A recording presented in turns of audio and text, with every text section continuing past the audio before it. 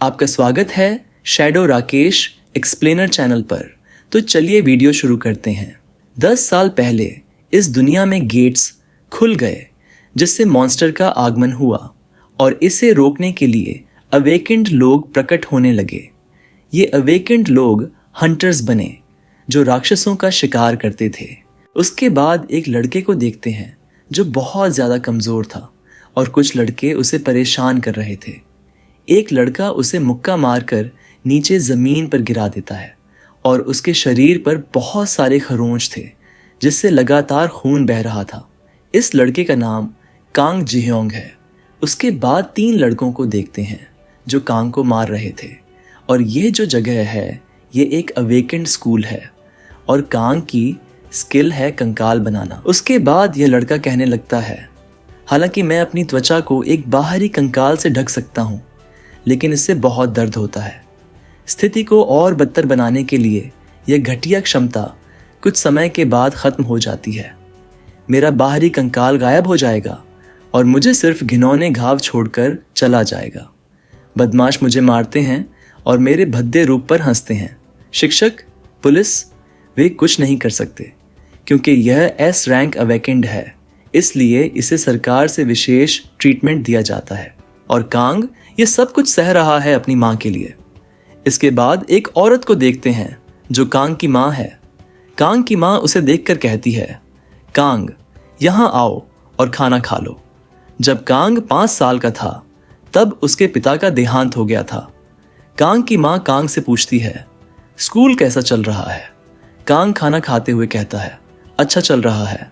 लेकिन उसकी माँ को इस पर यकीन नहीं होता और वह कहती है, सच में? कांग कुछ नहीं कहता लेकिन मन में सोच रहा था, मैं एक हंटर बन सकता हूँ सच में, एक बार जब मैं ग्रेजुएट हो जाऊँ। चलो सह लेते हैं।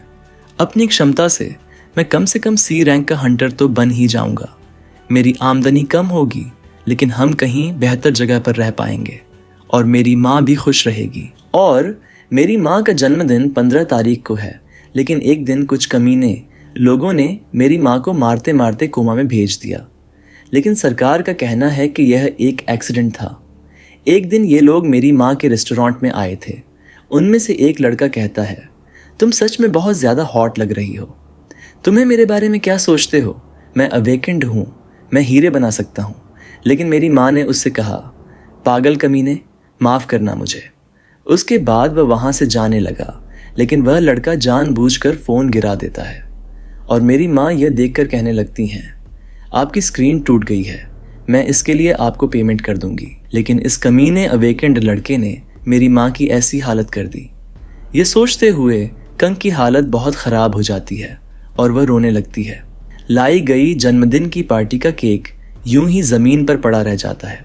उसके बाद एक सीन चेंज होकर पहाड़ को दिखाया जाता है जहाँ जंगल में एक गेट खुला था और उसके बाहर कुछ हंटर बात कर रहे थे। एक लड़का कहता है, क्या तुम्हें यकीन है कि ये ठीक है?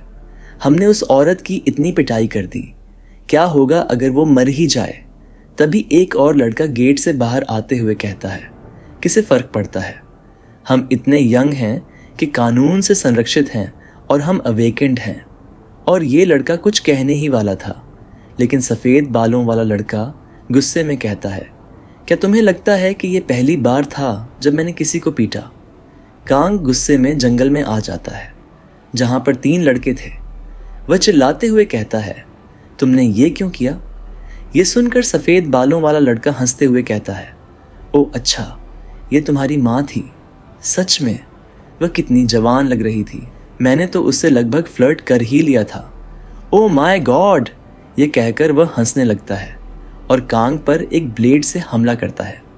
इस हमले से कांग को बहुत ज़्यादा दर्द होता है, लेकिन बदले की चाहत किसी भी इंसान को पागल बना सकती है।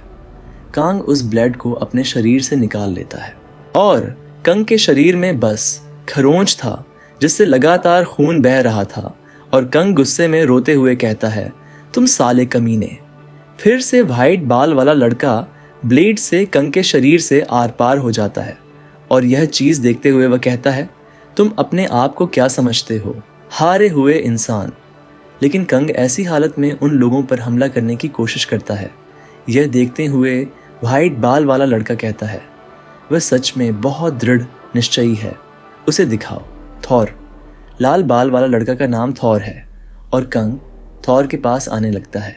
इसे देख के थॉर कंग को बिजली का झटका देता है और पूरी तरह से मार डालता है और ये तीन दोस्त ऐसे जाने लगते हैं। लेकिन अचानक कंग दर्द में चिल्लाते हुए कहता है, तुम कहाँ जा रहे हो? यह सुनकर व्हाइट बाल वाला लड़का पहले तो शॉक हो जाता है, फिर गुस्से में कंग को लगातार पंच मारता रहता है और कहता है, बेकार का कचरा, तुम्हें अपनी माँ का बचाव करना चाहिए था। तुम जैसे कचरे मुझे गुस्सा दिखा रहे हो, और उसे लगभग मार देता है। फिर थॉर कहता है, अब इसका क्या करेंगे? फिर सभी लोग गेट को देखने लगते हैं और यह गेट खून से सना हो जाता है। थॉर कहता है, हमें इसे रिपोर्ट करना चाहिए। यह सुनकर व्हाइट बाल वाला लड़का कहता है, मुझे एक अच्छा आइडिया आया है, इस कचरे को इस गेट में डाल दो। फिर कंग को गेट के अंदर डाल दिया जाता है और कंग कहता है, मैं तुम्हें मार दूंगा, मैं तुम सबको मार दूंगा। यह सुनकर व्हाइट कहता है, ठीक है, ट्राई करना, अगर तुम बाहर निकल सको तो। फिर कंग ज़मीन पर गिरता है। फिर एक बिल्डिंग में एक आदमी कह रहा था, खून का दरवाज़ा, एक ऐसी घटना जिसमें एक दरवाज़ा लाल हो जाता है और राक्षस बाहर नहीं आते। इसके बारे में ज़्यादा कुछ और नहीं बताया गया है। कारण यह है कि कोई भी खून के दरवाजे में गया नहीं और ज़िंदा बाहर नहीं आया। फिर खून के दरवाजे को दिखाया जाता है जहाँ बहुत सारे मॉन्स्टर थे जो कंग को देख रहे थे। कुछ समय बाद सारे मॉन्स्टर कंग को पूरी तरह से खा जाते हैं, सिर्फ उसका कंकाल छोड़ के। लेकिन नए शोध से पता चला है कि जो लोग रक्त द्वार में प्रवेश करते हैं वे राक्षस बन जाते हैं, गेट के अंदर की मना शक्ति के कारण। फिर कंग मॉन्स्टर में पुनः उत्पन्न होने लगता है, उसके याद में उसकी मासूम माँ और कुछ कमीने जिनकी वजह से कंग की माँ की ऐसी हालत हुई।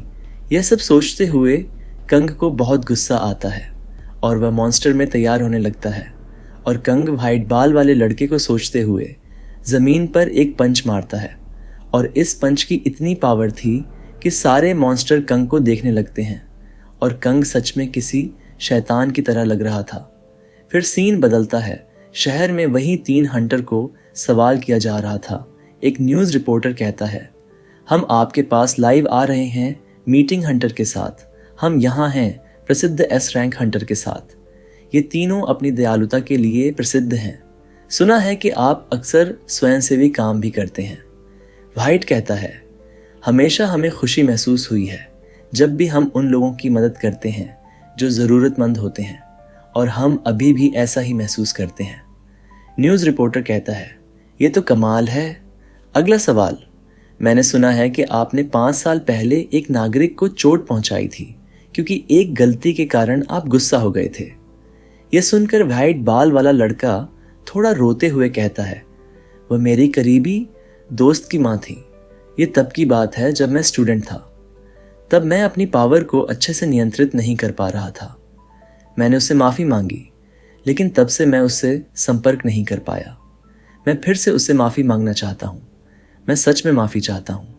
लेकिन अचानक किसी ने दरवाज़ा तोड़कर व्हाइट की तरफ फेंक के मारा है। लेकिन व्हाइट ने इसे पकड़ लिया और कहा, ये कौन कमीना आ गया? लेकिन यहाँ पर एक मॉन्स्टर को देख सभी लोग भागने लगते हैं और ये मॉन्स्टर कंग था। और कंग बहुत स्पीड से व्हाइट के पास आकर एक पंच मारता है और वह दूर जाकर गिरता है। और यह देखकर थॉर और वह लड़का शॉक हो जाते हैं। फिर कंग का थोड़ा सा चेहरा दिखते हैं और कंग कहता है, मैं बाहर आ गया कमीना। उसके बाद गुस्से में कहता है, मैंने कर दिखाया, हरामखोरों। ये सुनकर थॉर और उसका दोस्त कुछ समझ नहीं पा रहे थे और पीछे सफ़ेद बालों वाला लड़का खड़ा होकर कहता है, ये बस बकवास है, उसे मार डालो। तभी थॉर अपने बिजली से कांग पर हमला करता है, लेकिन कांग को एक खरोंच भी नहीं आती।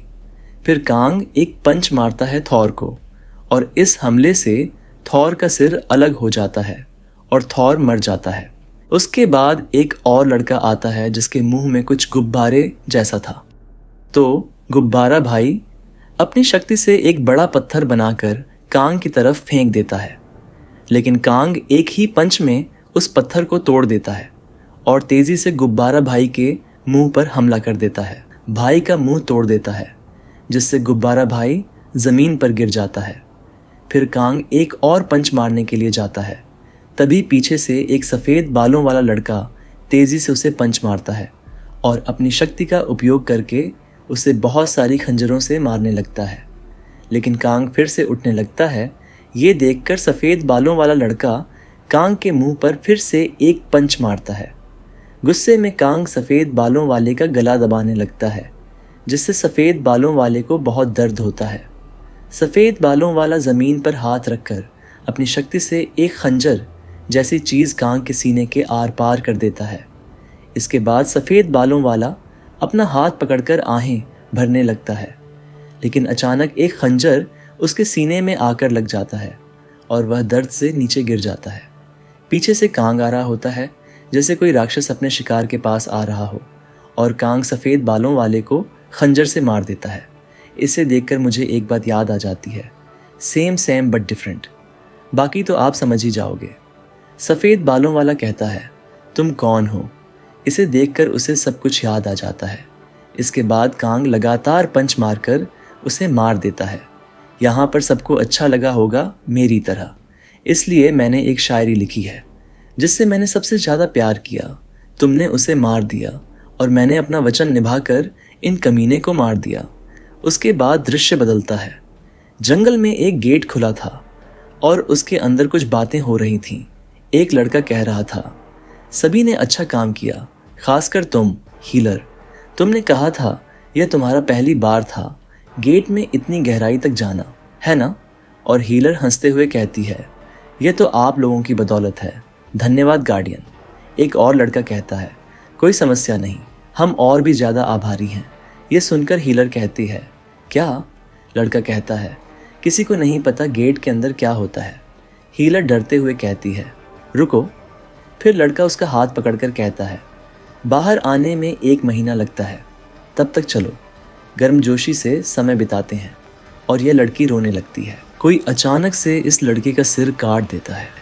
ये देखकर वह इंसान कहता है, कौन है कमीने? ये तो एक राक्षस है, इसे मारो। और उस पर हमला करता है। फिर से एक लड़का कहता है, ये तो एक शक्तिशाली राक्षस है, और कांग इन सभी को मार देता है। इसके बाद कांग लड़की के पास जाता है और लड़की बहुत ज़्यादा डरते हुए कहती है, आपका शुक्रिया मुझे बचाने के लिए। लेकिन कांग उसे भी मार देता है। इसके बाद दृश्य बदलकर फिर से उसी कमरे को दिखाया जाता है। पीछे से एक लड़की कहती है, अविश्वसनीय, कैसा महसूस हो रहा है अपना बदला पूरा करके कांग जी हयोंग? कांग कहता है, कौन है यहाँ? लड़की कहती है, कोरियाई हंटर एसोसिएशन प्रमुख ली यूमिन। कांग कहता है, तुम मुझे कैसे जानती हो? ली यूमिन कहती है, हम हर किसी का प्रबंधन करते हैं जो रक्त द्वार में प्रवेश करता है। तुम्हारे लिए यह 5 साल पहले हुआ था। सही कहा मैंने। यह सुनकर कांग गुस्से में यूमिन पर हमला करता है, लेकिन ली यूमिन कुछ ऐसा कहती है जिससे कांग रुक जाता है। ली यूमिन कहती है, तुम्हारी माँ को पुनर्जीवित किया जा सकता है। यह सुनकर कांग कहता है, क्या? ली यूमिन कहती है, तुम्हारी माँ, मैं उसे कोमा से बाहर ला सकती हूँ, लेकिन यह तभी हो सकता है जब तुम मेरी मदद लो। मैं दुनिया की इकलौती एस रैंक हीलर हूँ। कांग कहता है, मैं तुम पर कैसे विश्वास कर सकता हूँ? ली यूमिन कहती है, जब तुम रक्त द्वार में फंसे हुए थे, क्या तुमने सोचा कि तुम्हारी माँ केवल अस्पताल के प्रयासों से जीवित रह पाई? कांग थोड़ा सोचते हुए कहता है, तुम मुझसे क्या चाहती हो?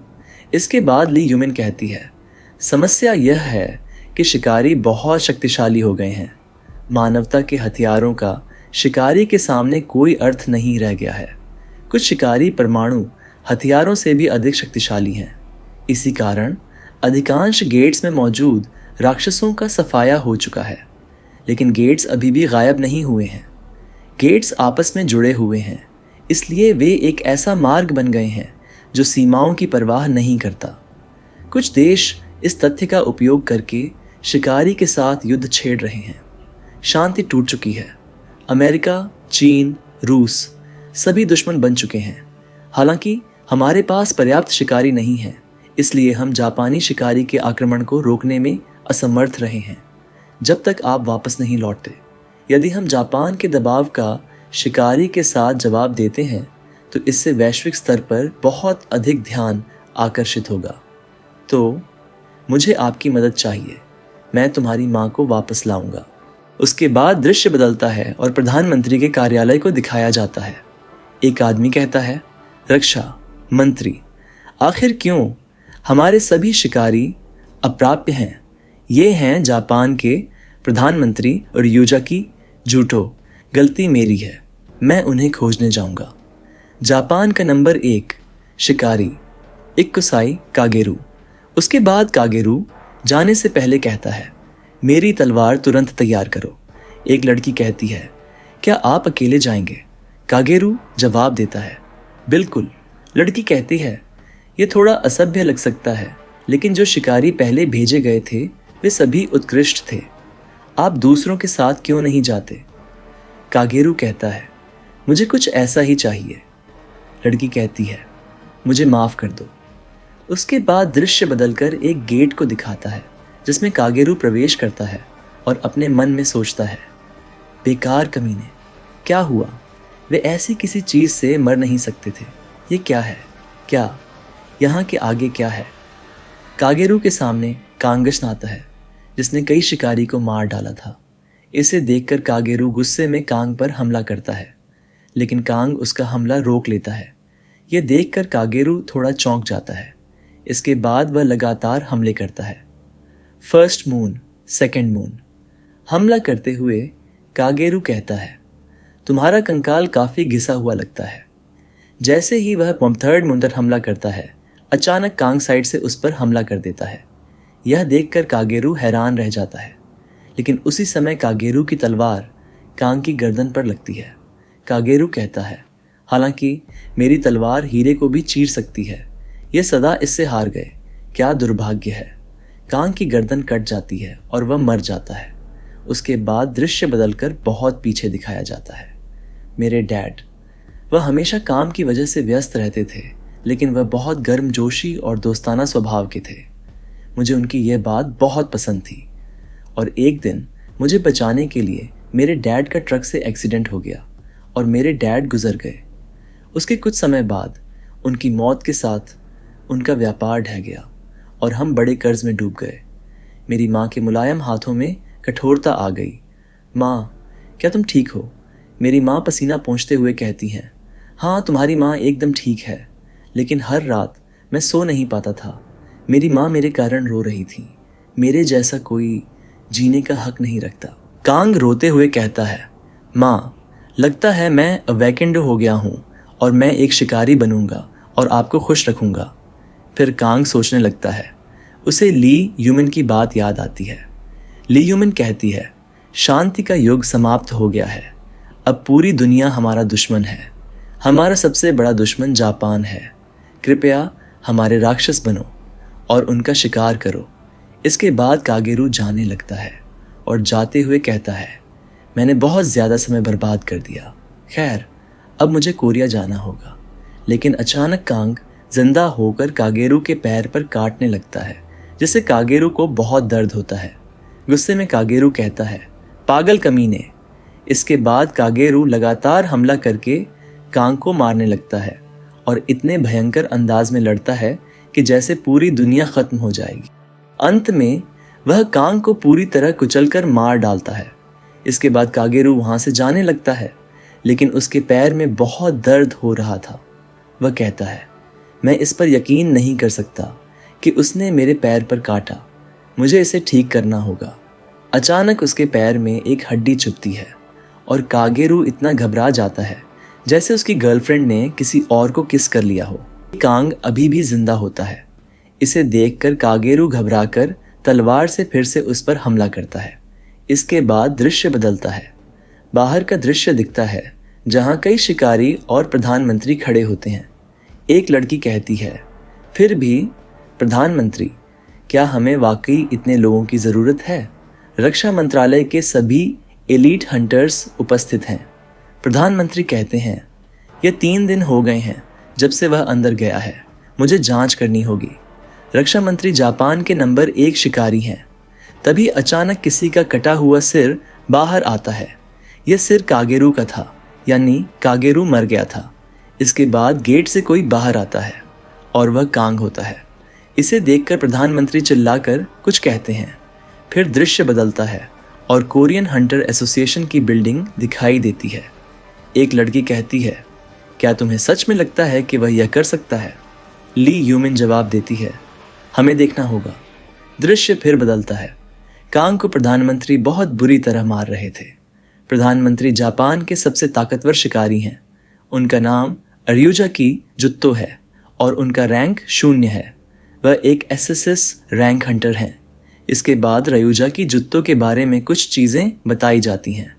3 साल पहले सामान्य द्वारों से निकलने वाले ज़्यादातर राक्षसों का वध कर दिया गया था और दुनिया ने शिकारी की शक्ति से डरना शुरू कर दिया। इसलिए कुछ देशों ने शिकारियों को समाप्त करने की कोशिश की। वे बुरी तरह असफल रहे।